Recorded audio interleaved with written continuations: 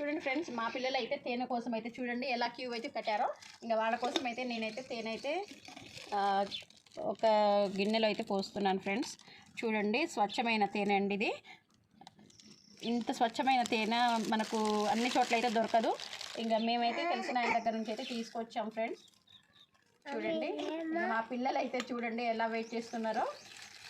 ఇంకా పిల్లలకి ఒకసారి ఇలా ఎర్లీ మార్నింగ్ కొంచెం రోజు ఒక స్పూన్ అట్లా తినిపిస్తూ ఉంటే వాళ్ళకి చక్కగా మాటలు అయితే వస్తూ ఉంటుంది ఫ్రెండ్స్. చూడండి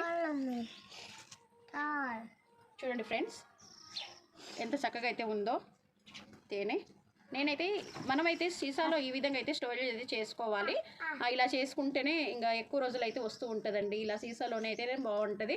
ఇంకా మనకు కావాల్సినప్పటికల్లా మనమైతే తీసుకొని అయితే చక్కగా మనం ఒక స్పూన్ రోజు అట్లా తాగడం వల్ల మన ఆరోగ్యం కూడా చాలా బాగుంటుంది. దీనితో పాటు సి విటమిన్